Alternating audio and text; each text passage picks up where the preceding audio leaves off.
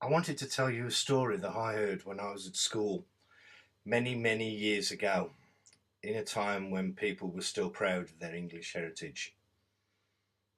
It talked of a time when the English went on crusade, led by a man called Richard the Lionheart, Coeur de Lion.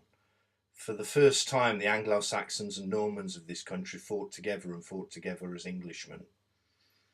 On a barren plain in Palestine, they faced a huge jihadi army. The jihadis were sure that the Crusaders, the English Crusaders, would surrender. And when they got down from their horses and took their swords not by their hilt, but by the sort of the end of the blade, the jihadis were absolutely certain that they were about to surrender. But they didn't. They knelt, and using their swords as crosses, they prayed.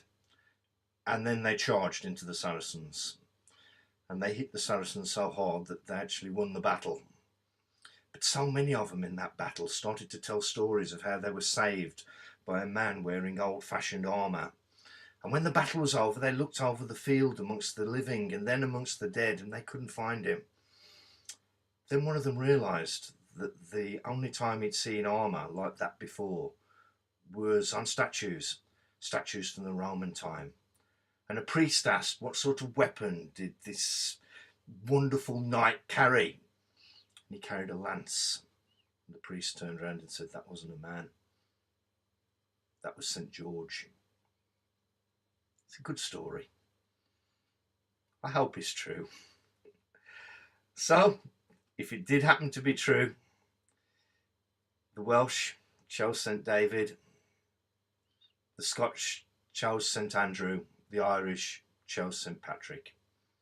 But the English, we were chosen by St. George, and he's our patron saint.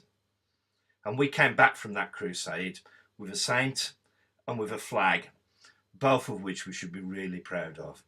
So, can I wish you a happy St. George's Day? Goodbye.